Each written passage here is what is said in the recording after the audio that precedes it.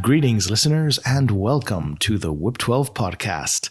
I'm your host, Khepri, and tonight I'm interviewing Steve, also known as KingButt. We are going to talk about Vanilla PanO in N5. Hi, Steve. Well, hello, Khepri. Oh, thank you for being so flexible to making our time zones align. It's been yeah. I'm used to it from the IGL games, having to do the whole time zone shuffle. Yeah, that is good practice. That is good practice. So, I like to start by, asking our guests, how do they get into Warhammer gaming, right? What's your nerd origin story? So why don't we start there? Okay, well, Infinity is actually my first war game. During the pandemic, I have a friend. He's a Duke Thundercock. He got 8 of his friends all together to start learning how to play Infinity because he's been playing Infinity for years, and he forced us all to play. I started out with military orders, and he just hosted a wargaming day every other month for a while during the pandemic.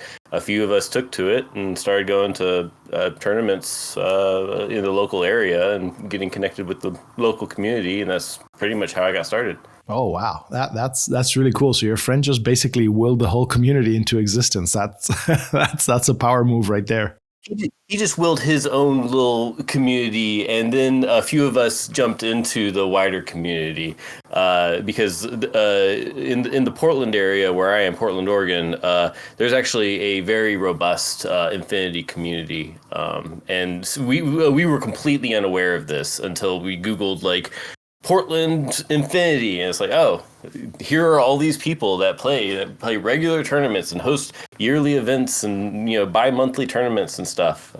So yeah, there was a big pool to jump into after we actually looked for a pool. Wow, that's awesome. That is best case scenario right there. Mm-hmm.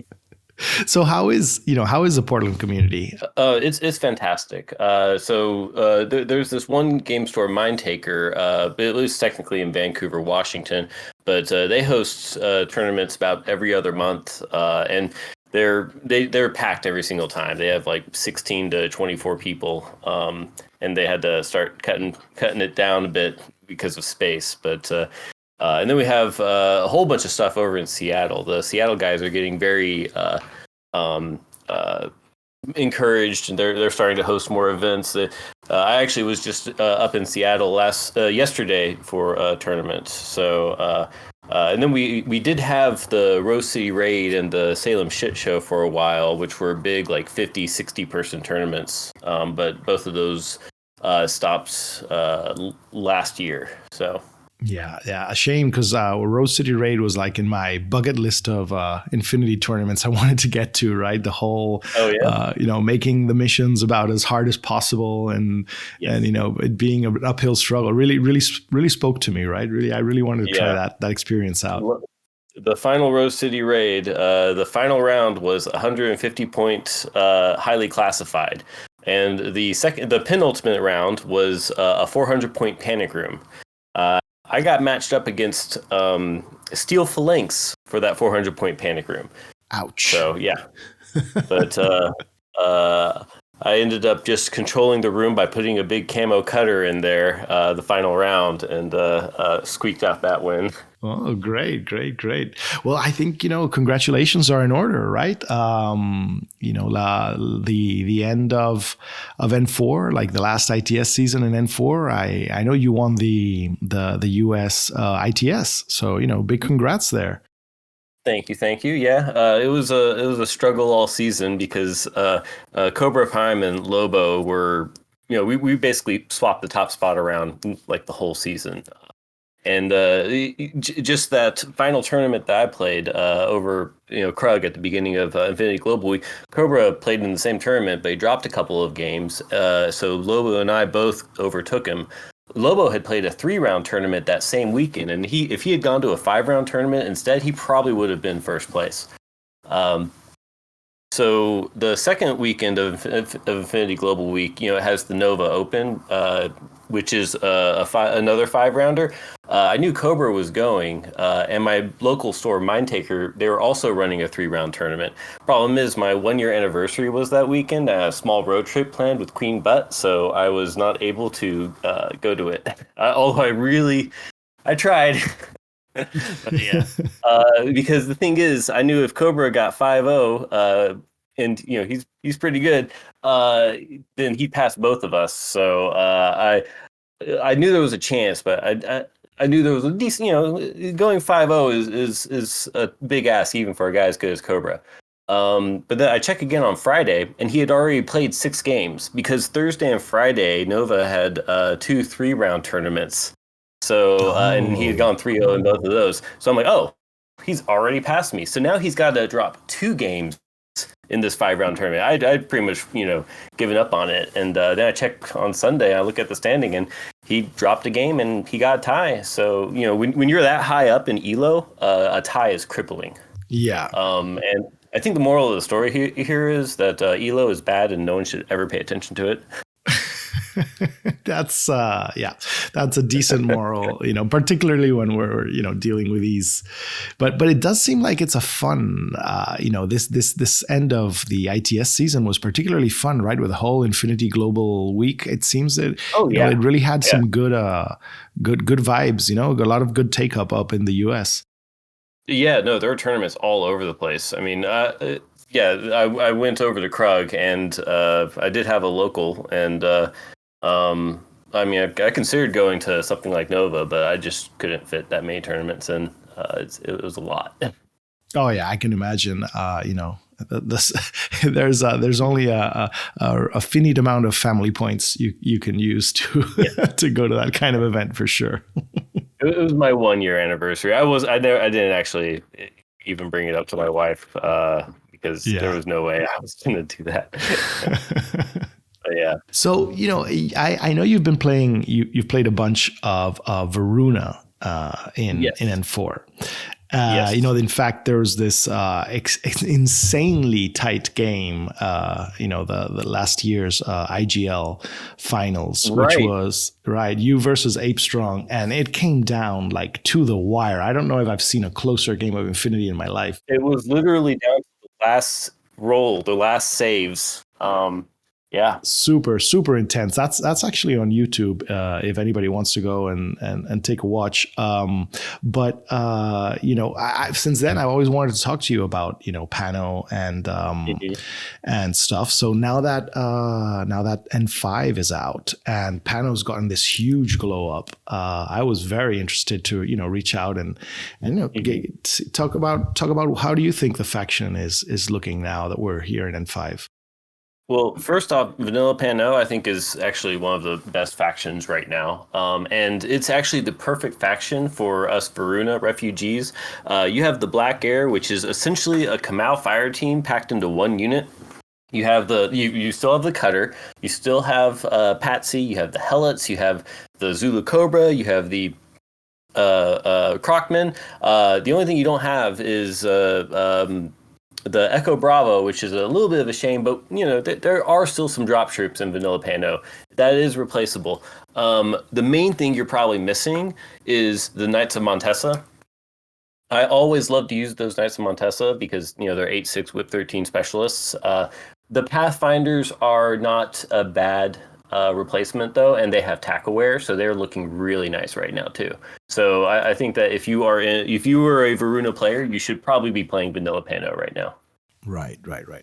Vanilla PanO is super interesting to me because it is probably the most unique vanilla of the game, right? It has tons of unique troops you can only get through Vanilla PanO, right? It's got it's got super powerful pieces like Swiss Guard and a Cutter. It's got its own special tag in the Cutter, right? It's got the super powered HI. It's got a unique troops like the Helots, which basically I don't think there's I think now that Spiral is gone, like no other faction gets something Correct. like that. So I don't know. It seems like it's got like so much to choose from.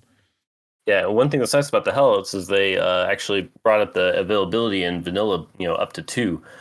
So that's, I mean, that's a nice little thing. But one thing I am a little bit sad about is the light rocket launcher going up 3 points, even though it reduced by half a SWIC. Before, it was very much do I have extra points? I bring the shock marksman rifle. Do I have extra SWIC? Then I bring the light rocket launcher. Now I don't really have that variety of option. But it's still a fantastic piece, and the Red Fury served me very well yesterday. He got 3 orders of crits against Uteros and ended up bringing him down.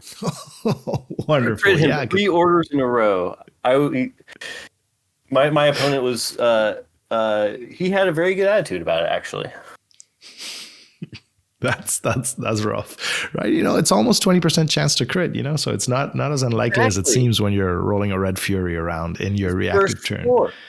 Yeah. That's one thing that people need to realize. Just throw more dice and you crit more often and you'll win more. All you need to do is crit. Yeah. If you're ever having problems with Infinity, just keep in mind you should be critting more, and yes. that's going to help you out. Yep. Exactly. Yeah, so talk about that tournament. Like I don't want to get too much into the actual tournament. Maybe we can do another one. Maybe we can do another episode about that. But you just went to a 3-round event with Vanilla PanO, right? Just a quick 3-round event. And yeah, I played with Vanilla PanO. It was highly classified, decapitation, and Armory. My opponent in Armory, she chose second turn, which is advisable a lot of times in Armory. She was playing Assassins, and the interesting part about this is since she was playing Assassins, you know who I held back? The Magistrate. Because her holdback was Al de Jabel. So I just put my Magistrate move away from Al de Jabel and was able to discover shoot with the new biometric visor. Wow, that's insane, right? I just remember from N4, like a well-placed Fide could waste like your entire first turn if you weren't careful, right? Now you actually have a tool to deal with that. It's wild, yeah. Oh no, the Magistrate's fantastic. Besides that, I put out a bunch of turrets with that Firefly. I basically put out like 2 or 3 turrets a turn to lock down the board. The Cutter killed almost 400 points of units in the 2 games that I played with him. The Drummer did very well. Joan Harris is fantastic. I think that's it was a pretty fun little tournament. Awesome. So let's get into Vanilla PanO. Let's get into the weeds. So we normally split these reviews up in the good, the bad, the ugly. I think it's a nice starting, a nice jumping off point to start to talk about the faction. Mm-hmm. So what units for you like are good in Vanilla PanO? Like what do you reach for first? Okay. Well, what I reach for first is the Magistrate, because the Strategos, if you bring it as the lieutenant, but usually I bring it as the chain of command. See, Vanilla PanO, they have a lot more active lieutenants now, because you can use the Cutter as a lieutenant if you actually want a discount. You can use the Joan version 2 is fantastic, and we'll definitely talk more about her later. And of course the Tikbalang with the +1 lieutenant order. You have just off the top of my head, you have 3 fantastic active lieutenants. So having a good chain of command with counterintelligence is a fantastic piece to have. So the Magistrate is something that will probably be in most, if not all, of my lists. Probably not as a lieutenant, but usually so I can play hard with my lieutenants. It's really awesome how PanO got this tool, right? Because chain of command was a skill that it was very hard to access before. Yeah, I believe it was only on the Knight of the Holy Sepulchre before. And while I do really love the Knight of the Holy Sepulchre, because I started learning playing against nomads and he can't be hacked really, the Knight of the Holy Sepulchre is still just a 4/4 fat boy, costs like 50 points, and the chain of command had a multi-marksman rifle or something like that instead of the HMG, or the AP HMG. So I'm glad we can get this more on like a 20-something point rather than a 40-something point.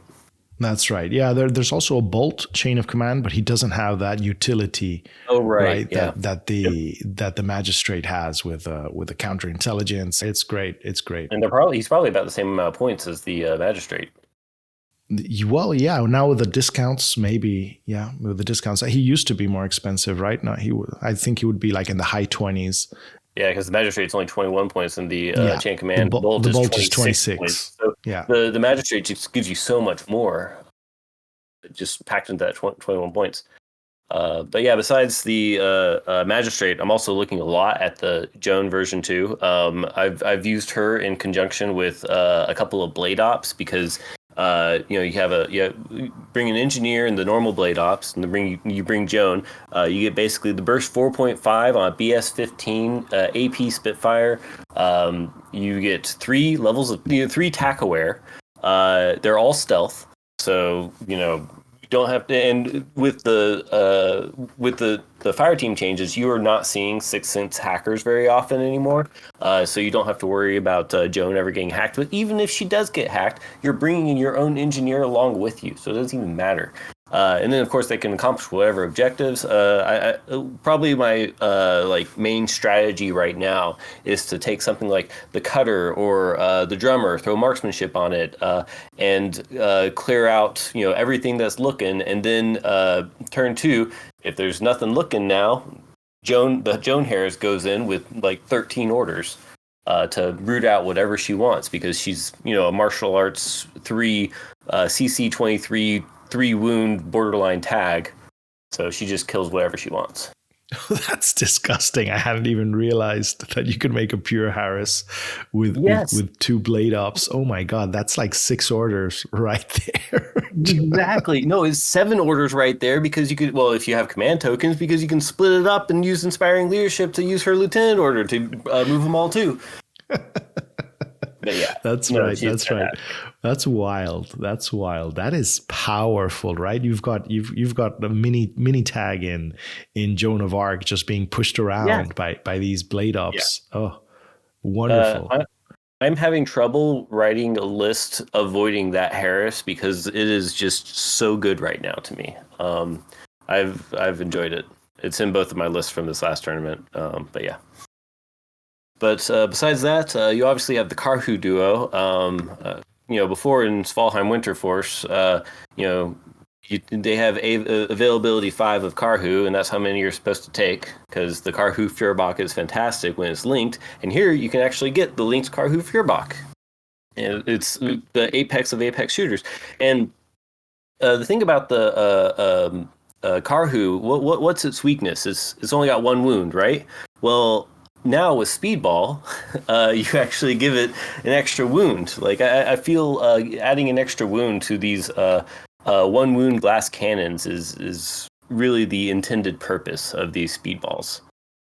Besides that, maybe just switch on for a tag. But I feel the 1 wound to make the glass cannons not so glass is what you want to do. Yeah, the Karhu really is something, right? It's such a fantastic shooter. It can shoot, it's happy shooting at almost anything, and that Fuhrbach is so dangerous, right? That being able to get him linked in Vanilla PanO is wild, right? That was like the whole selling point of Sval in N4. Yeah, it was like, exactly. that's the faction where you can link the Karhu Fuhrbach, exactly. Right? Well, there was one other in the NA2 factions, but yeah, that was what the main selling point for Svalheim. Because you could easily do it too. Yep. But yeah. Yep. Besides that, you obviously have the drummer with an Evo bot. I actually took that this weekend, and he just mowed down anything that stuck its head out. It was 1 order and it died because it's BS 13. Even if you're shooting from outside 32, you're still BS 13 because with marksmanship. You're in the 0 range band with the HRMC. They're going to be on minus 9s usually if you're at such a range. So it's been very effective. The only downside is, of course, that it is very squishy. But just speedball it up again and you're good. And then, of course, if you really want to throw a lot of dice at them, you can, bring out the drummer itself to shoot as well, and then you've got burst 8 at the same target. Yeah, that is wild, right? That you can bring an Evo bot and give marksmanship to that HRMC. Mimetism -3 HRMC is just insane. I mean, like the only weakness is that it doesn't have remote presence. So if it takes 2 wounds, it's off the board. It's only like this 8, so it's not getting gizmo kitted up. But it is unfortunate that it has no remote presence, but I don't think any peripheral has remote presence. I was surprised at this myself because I'm like, why doesn't this have remote presence? But I looked around and it's like, no, REMs don't necessarily have it, except for I think the slave drones and whatnot, U-bots and whatnot. I think they're the peripherals that have it. But it not even those have it.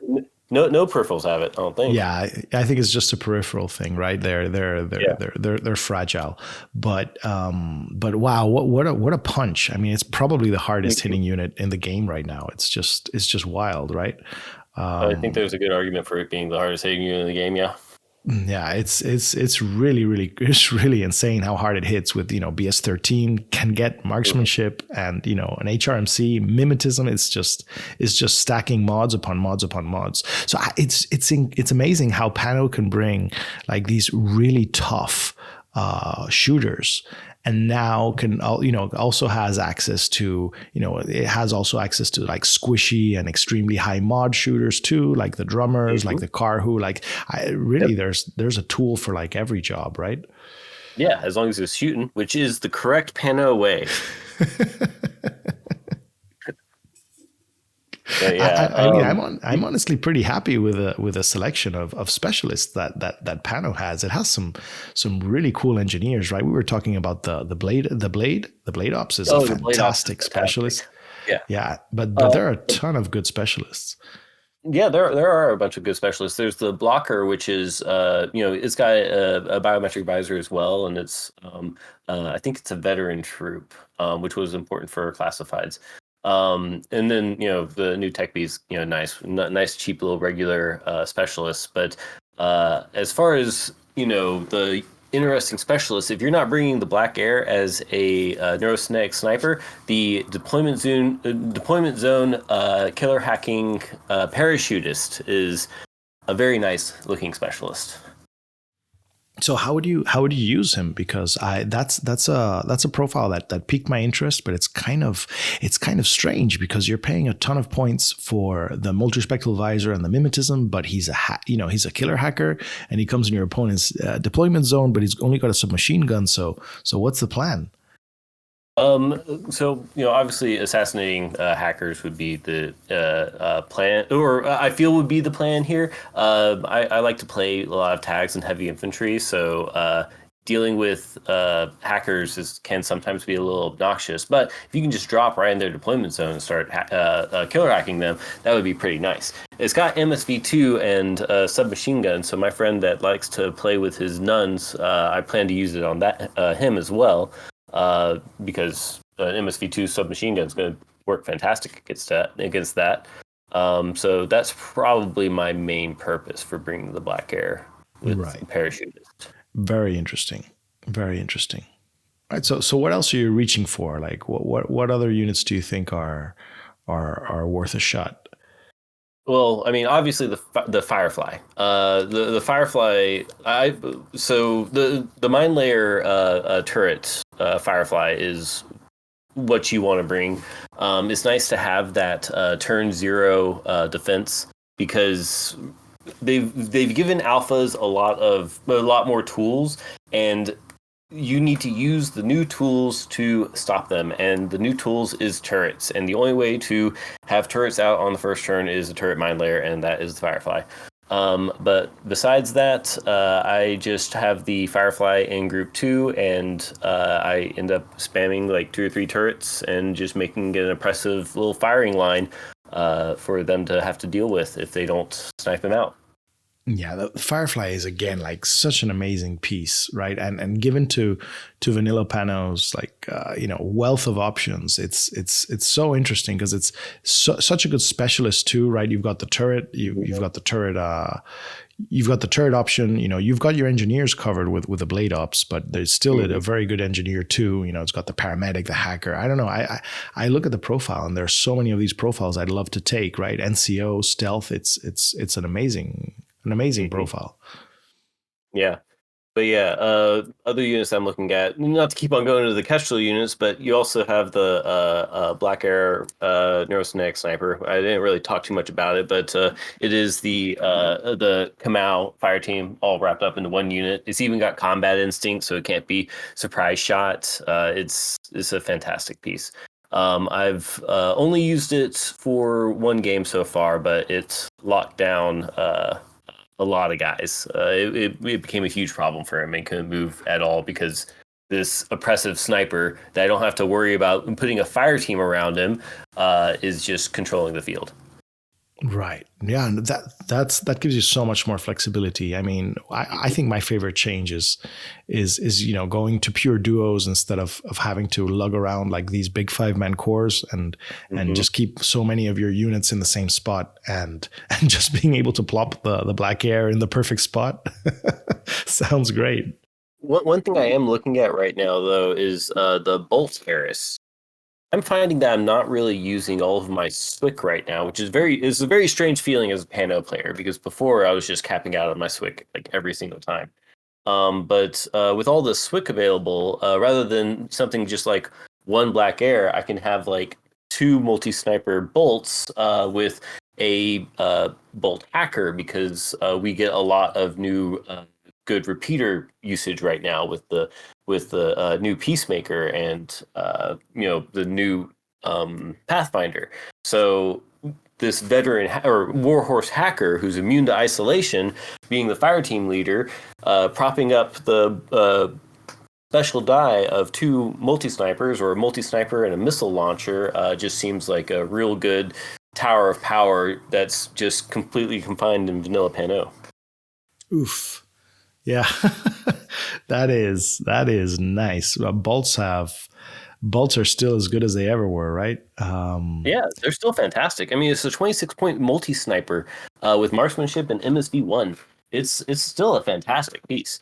And the thing is, like, I think that we might see this a little bit more common with Harris's in the vanilla factions, that you have 2 hard ARO pieces with the Harris leader being some schlub that's hiding to keep them both powered on. So you bring down one and the other one still has its special die.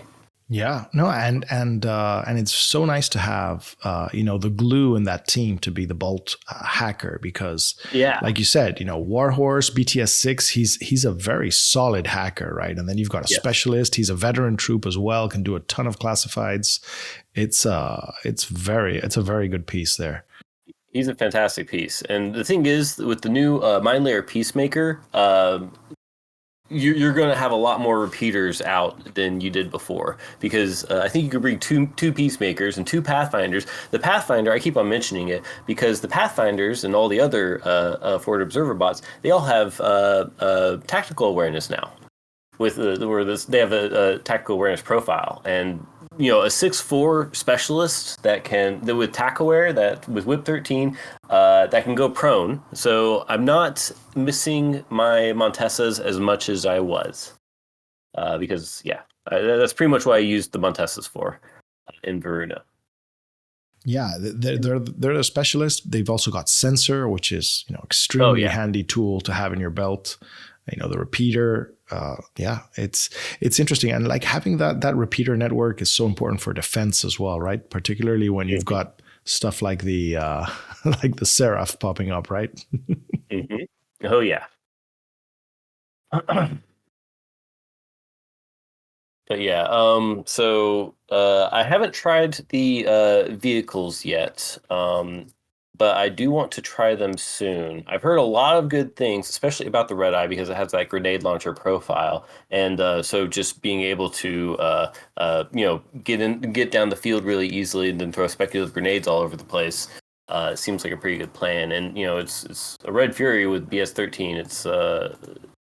It's a great unit for killing all the light infantry in the deployment zone, and it gets down there really quickly if there's nobody poking their head out. But it's something that I'm definitely looking at. And then besides that, I'm also looking at the double Squallow. The Squallow got a bit of a haircut. Got a 5-point discount, which makes bringing 2 of them a lot more appealing. Because I know there was a sneaky snake that was bringing them in Varuna, bringing the double Squallow, and I think it's a lot more viable now because it's so much cheaper. Yeah, it's so much cheaper. I think you still can duo them with the blade. Can you duo them with the blade now? Yes, you can. Oh, wait, no, you can't. You can't. No, you can't. Not in vanilla. Oh, no, yes, so you can. You can. Here we go. Squallow and blade. Wow. You can do it with a Carhu, but you can do it with the blade, yeah.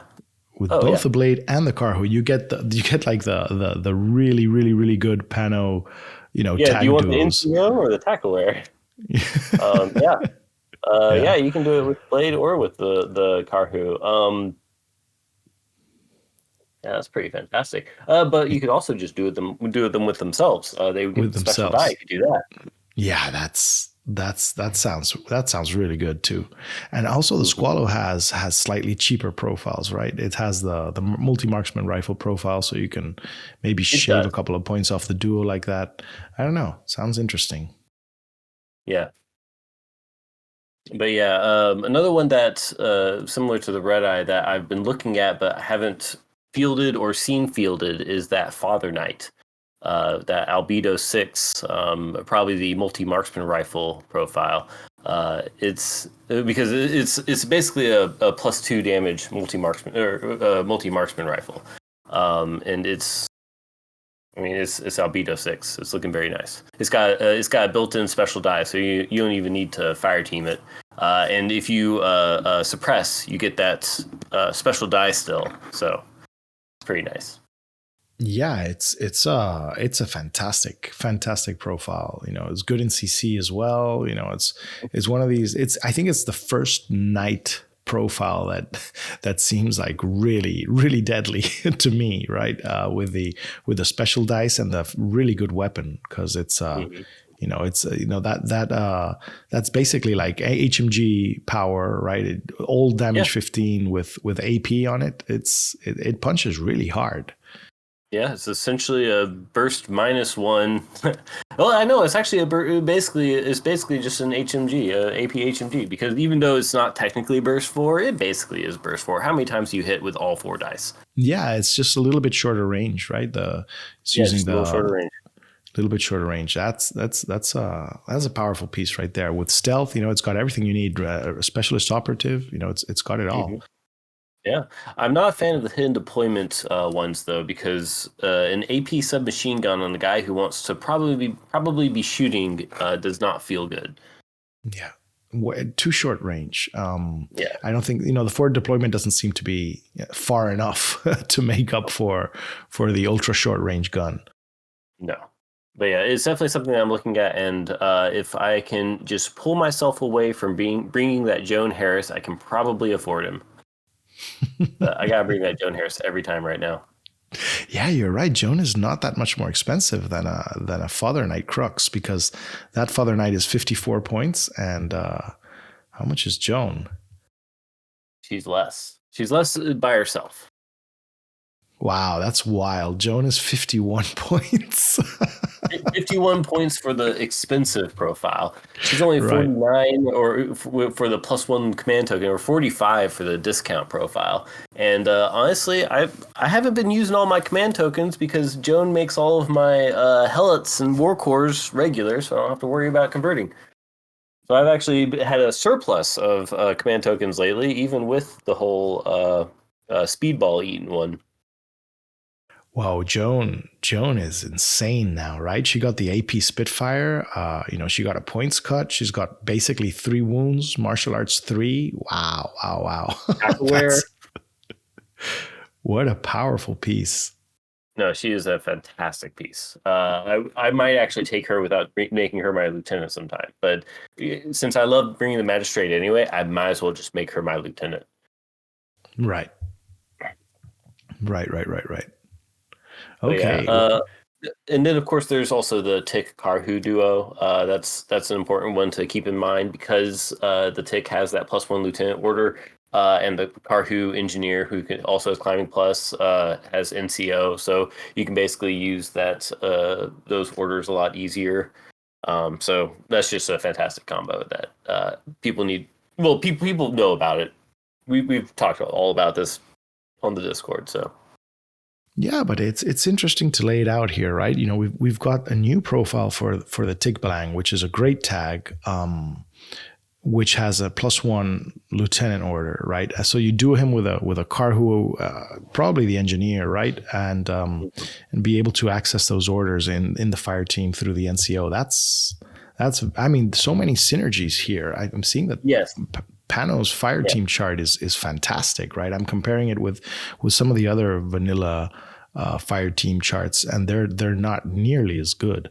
Yeah, no, I've really been enjoying building my PanO list these days. It's more about I don't know what to give up because there's so many fun little tools, and they're all like really good, rather than yeah. Rather than I'm just picking the best and maybe picking a few things as more of a meme or something. The cutter is in an interesting spot. So he was one of the few tags that lost their tag aware because I think they just took it from the kind of Apex tags. And he didn't really even get a points discount. He was actually he gained NCO, but kept at that 97 points. And the problem is in Varuna, NCO would have been better than tag-aware usually because a lot of times you weren't using that lieutenant order. It was often a Fusilier or something else that you probably weren't going to reveal. But in Vanilla PanO, there's a lot more NCO competition, and there's a lot of lieutenants that actually just want to use their lieutenant order if it's, or it could be the magistrate who's got Strategos, and so it's just a regular order anyway. So the NCO is not worth losing your tack aware in Vanilla PanO at all. But even with this, I feel Cutter is relatively better in the meta than he was in N4 because a lot of tags, just across the board got discounts. You're going to see a lot more tags, a lot more heavy infantry, and you know what kills tags?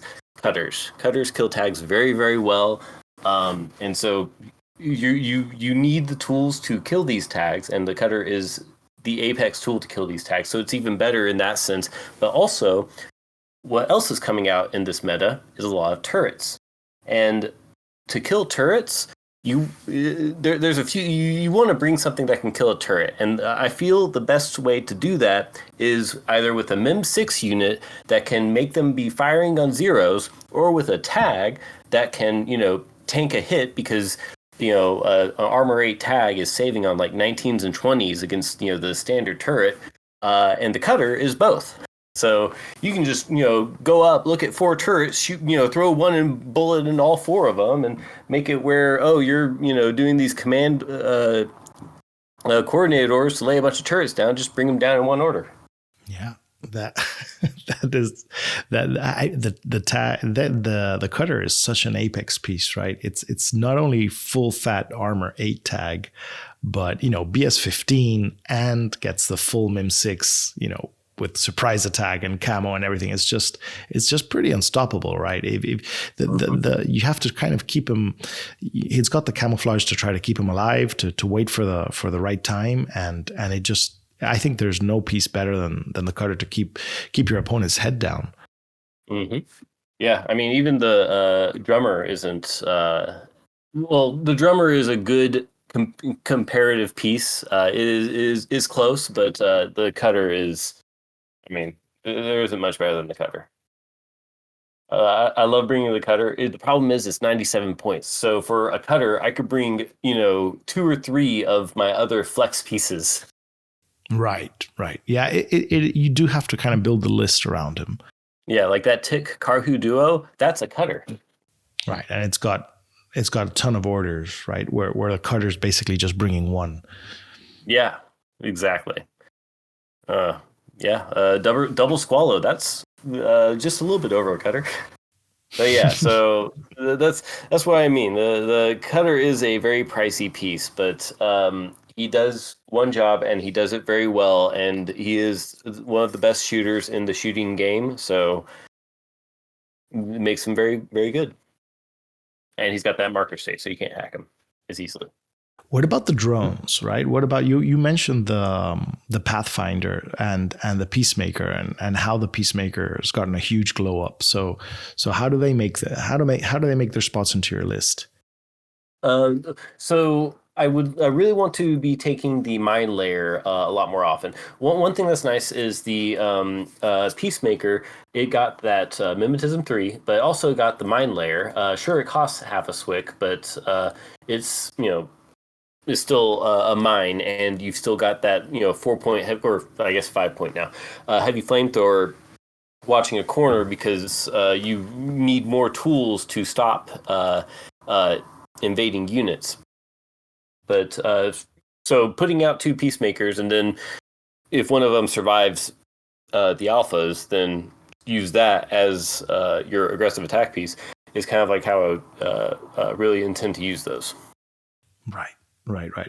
And also gets you repeaters, up the board. It's a full package right there. Yeah. The thing is, like, I mean, it got the mim. I'm pretty sure it didn't even get a points increase. I'm pretty sure it was 24 points at the end of N4, I believe. Probably similar, right? I don't think it. Yeah, it was 24 points for the heavy shotgun version. Yeah, so it got mimetism. It got a buff, and it didn't even get any points increase. Because of course, at mid N4, it went from 20 to 24, and when it was 20, I was bringing it all the time. But then when they bumped it up to 24, I wasn't bringing it like pretty much at all. But now that they haven't reverted that, but they basically buffed it to make up for it with the Mim 3. I'm keeping an eye on it a lot more, especially since we have this mine layer profile. And if I've got a lot of extra swick, throwing an extra mine around just seems like a great idea. Yeah, and also like a lot of units lost their templates, but here the heavy shotgun version actually got given a pulsar, so yes. It kind of keeps a template too, which is it's great. You're putting. It won't be burst 2, but that's okay. You still have the bot with the heavy flamethrower, so you're throwing out a template regardless. So yeah. And the bot just has shock mines that you can just put around all over the place if you want. It's become a really annoying piece. I'm looking forward to using it. Do you use the TR bots at all? Do you find them interesting for the list? I don't, because I have turrets and helots, so I use those instead of the TR bot.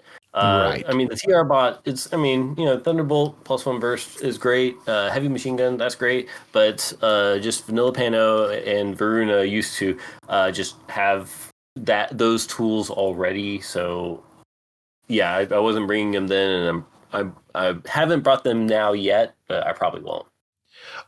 Now that you mentioned the helots, let's talk about them a little bit, right? They're no, I think you already did mention, right, that they'd gone up a little bit in points.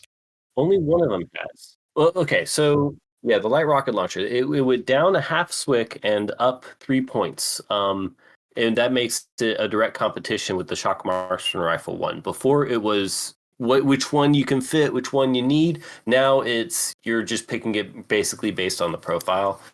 So it's a little annoying because it's less of a unique puzzle piece to me. So, but it's just that profile. All the other profiles are the same. And then they added the FTO version, I probably won't use the Patsy Harris to make them regular. I'm using Joan way too often to really consider it right now.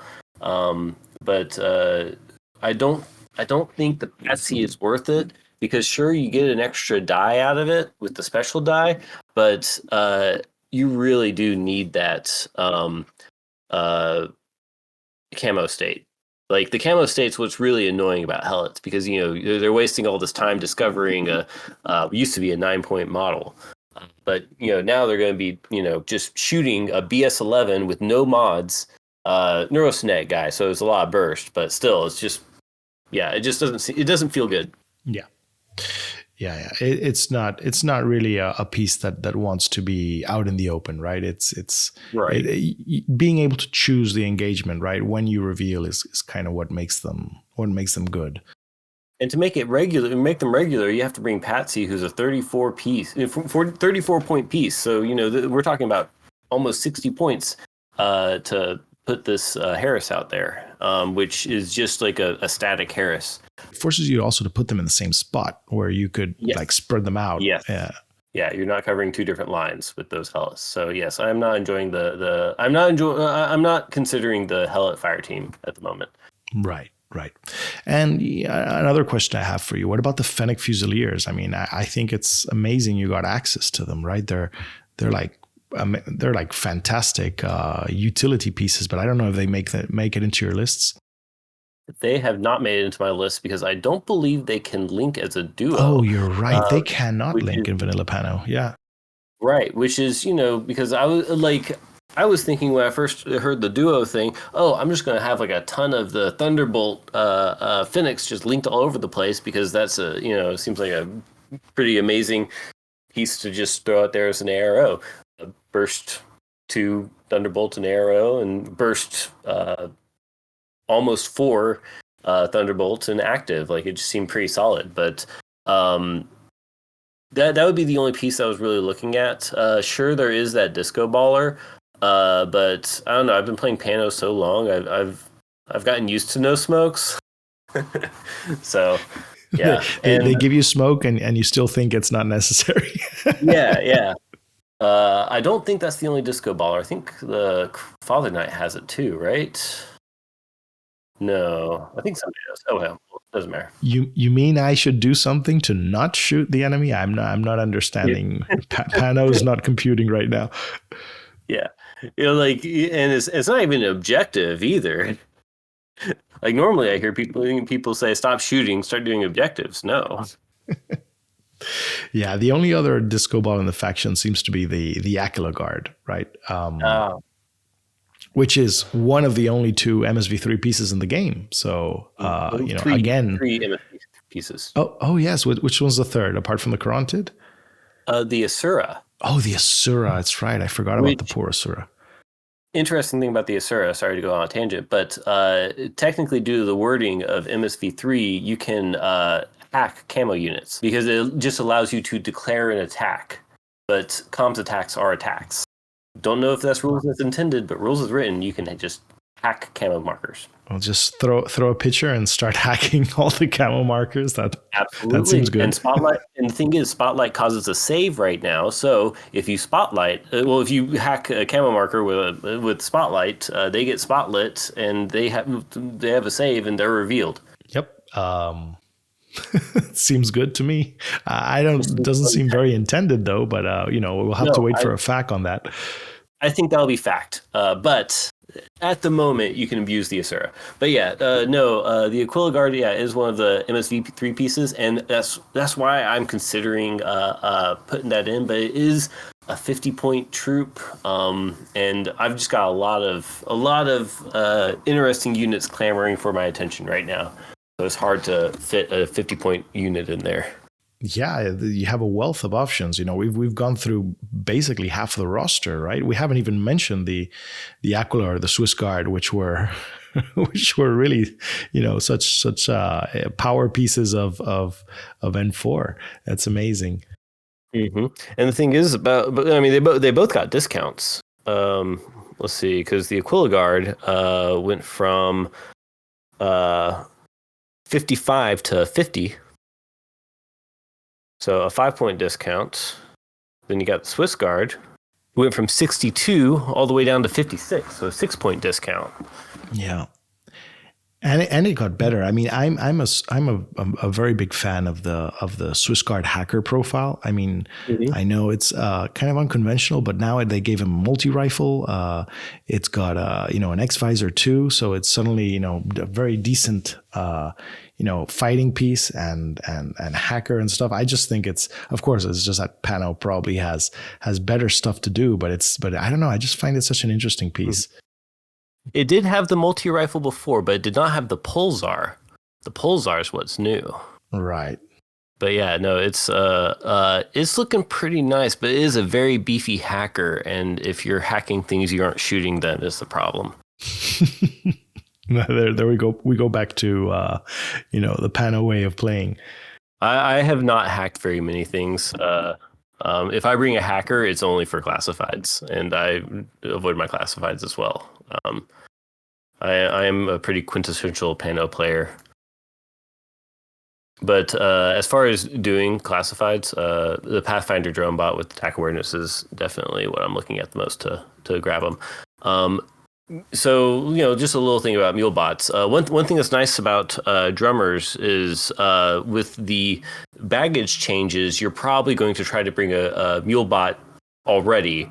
And now it's just, a 6-point increase over to the Evo bot that you kind of wanted to bring if you've got an Apex shooter that is a REM. So it gives you 2 reasons to bring an Evo bot. You don't want to just bring an Evo bot just to put marksmanship on. You want to bring an Evo bot for marksmanship and you have baggage. So yeah, that's why I am enjoying the Evo bot these days, as well in PanO. Yeah, I think it will definitely, they'll be finding their way into, many more armies just because of what you said. You kind of want to include one anyways. Mm-hmm. And, it brings a couple of things that are nice to have. What would you say are your flex picks? What are the things you kind of like to include, even if you think they're not maybe super optimized? Cutter. For a lot of the reasons that I explained before. I've grown really fond of it, and it is kind of a gear check, but it's something that I am bringing, but it's not like essential to my army anymore. Like whenever I played Varuna, I brought the cutter. Now, as playing Vanilla PanO, I'm sometimes bringing the cutter. It's not a staple as much as it was before, unfortunately. Right. But another flex piece is the Black Air Neurosynec Sniper. It's something that I'm not going to be including in everything, mainly because I can't afford it a lot of times. But yeah, that's another piece that I'm looking at. So the thing about the cutter is it does that long range apex shooting very well. If you try to replace that with something like the drummer can do it very well, but it probably shouldn't be your only piece doing such a thing. You need something else. So if I'm bringing the drummer instead of the cutter, I'm going to bring like maybe a Karhu Feuerbach, or maybe a Father Knight, or maybe can I bring 2 drummers? I don't know if that's even possible. But basically, I'm going to try to bring a second thing for a little bit of redundancy because the drummer is fragile, and so the cutter isn't. If the cutter fails, it's just going to try again. If the drummer fails, then you can't repair it, so you need to have a plan B. So that's kind of my thinking. Like, since shooting is the primary function, you kind of want redundancy in this type of shooting. Right. Makes a lot of sense. Are there things, you don't find a use for in Vanilla PanO? Is there like, if we move on to the bad section, like not that we have to go a lot, but are there things like you say you just don't find a way to fit in? Yes. Hidden Deployed Father Knight, because of the APSMG. The Maximus tag, because it's BS14. I play PanO. I don't play peasant tags with BS14. let's see. Of course, there's things like the trauma doc. Machinists are interesting because I don't know. No, they have the deployable cover these days. The old Joan, the version 2 Joan. She didn't get really much of a change, but now she has to compete with the version 2 Joan. Right. Yeah, you can only take one. Yeah, she actually costs more than she used to. She got attack awareness. Don't get me wrong, but she still only got a multi rifle. And yeah, she's still 4/4. So she's not moving anywhere. If I'm bringing Joan, I'm bringing the version 2 Joan. It's really not much of a competition. Right. Yeah, it makes sense. But yeah, I am trying. I'm having trouble fitting the doctor as well. I think is he like your only doctor choice in Vanilla PanO anyways? Can you actually get another doctor? You used to be able to. I don't know if you can anymore. Oh yeah, no. There's Bipandra, who's fantastic now because you can bring attack awareness program profile on him. And he's got a Medikit +1 burst with an automatic built-in reroll. Yeah. It seems like Bipandra would be the choice there for your doctor. Yes. No, Bipandra's got to glow up. I should really be paying more attention to Bipandra because I haven't given him a proper look. But also, I'm usually not bringing my stuff back up. If it goes down, I usually assume it's going to stay down because I have to succeed a whip roll or a fizz roll. My paramedic fusiliers have double tapped my Kamau so many times. I am a little bit conditioned to expect it. Yeah. Yeah. I mean, hey, you brought up the finals of IGL, where I shot 2 paramedic shots into the paramedic Montesa and double tapped him. Because if he had survived, that would have cinched it. Poor guy. Yeah. But yeah, I mean, I think something that's interesting about Bipandra to me is that Medikit +1 burst is extremely valuable now that there's no way to get a burst 2 Medikit anymore, right? The special die doesn't count. So, if you want, I think doctors will be not using Medikits as much unless, like Bipandra, you actually get a +1 burst Medikit, which is really good. Yeah, I worked out the math before, and I'm sure a bunch of people have worked out the math. But the old paramedic, it was better. Well, the old paramedic, or I guess a linked doctor, it was better to shoot 2 medikits than it was to just roll the doctor roll usually. So I'm not surprised. Like the medikit +1 burst is going to be huge because it gives you that old reliability that was still relatively unreliable. Yeah. Very cool. All right. So why don't you talk a little bit about how do you use the lists, right? What is generally your game plan with Vanilla PanO? Like, how do you, or would you prefer to talk about, give us a couple of example lists and then you can go over how do you use them? Okay, sure. Like one of the lists that I brought yesterday, actually, so was basically the Joan Harris and the Cutter in Group 1 and the Firefly in Group 2 with the Helots. And so my first turn, let's say I go first. Well, the Firefly has already deployed a turret, and I would just spam 3 more turrets with the Firefly because you can if you're spent, you just reload, deploy, and then reload, and then you can, since he has NCO, deploy again. So you put out 3 more turrets, and then what I would do from there, well, I mean, I would really do that at the end, but I would start off probably with bringing the Cutter out, killing everything that's just looking out. And that would pretty much be my first turn. The Cutter just goes on as much of a rampage because he can vault over everything, and then lay out a bunch of turrets, and then they have to get through all that, all these turrets, and several flash pulses, some helots to even try to get into my deployment zone. They're probably not succeeding. And so then turn 2, they probably have nothing else looking up. And so you just take that Joan Harris. She's got 3 tackaware and 8 to 10 orders, and you just go deep into them and chop them up because she's a 3 wound martial arts 3 with an engineer. So even though she's hackable, you just repair her. So that's kind of what I did a lot this weekend. But yeah. And then my other list, it had the Black Air and the Drummer. And the Drummer just basically did the same thing as the Cutter. The Joan did exactly what she did before. The Black Air just, added an extra layer of you're not doing anything to the list.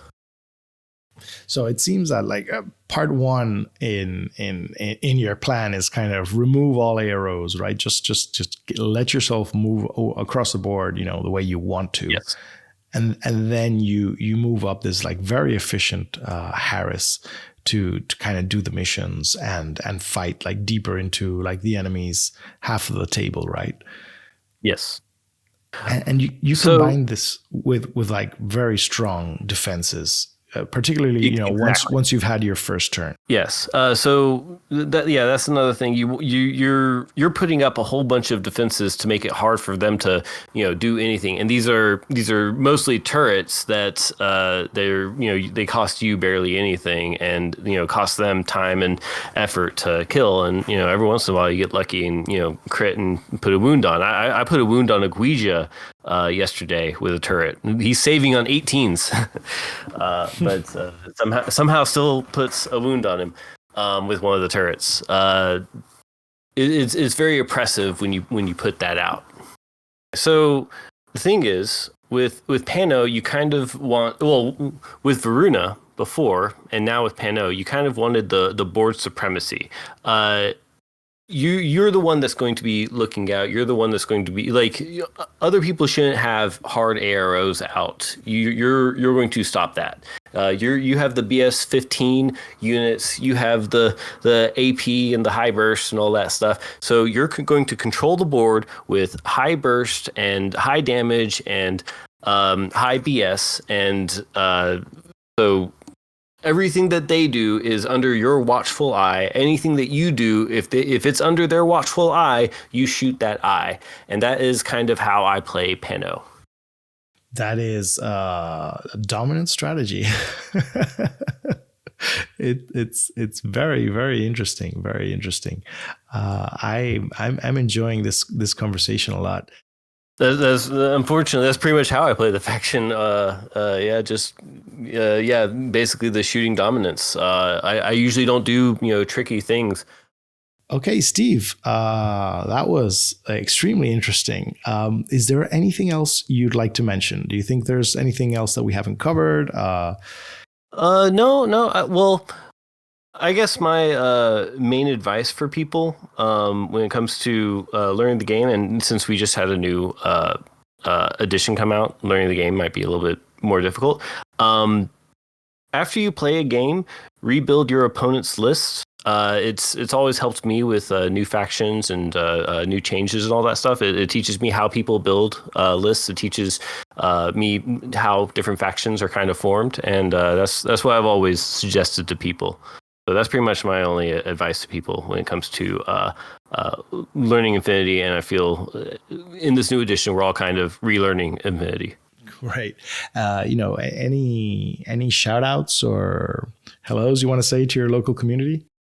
Sure. I'll shout out Mindtaker. Thank you, Pete, for fostering a great community. And thanks, Duke Thundercock, for teaching me the game. And thanks, Squire, for being my sparring partner.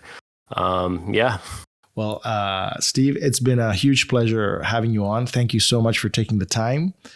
Absolutely. Thank you for having me on, Khepri. All right. We'll stay in touch. This is Whip 12, and we'll catch you next time. Bye.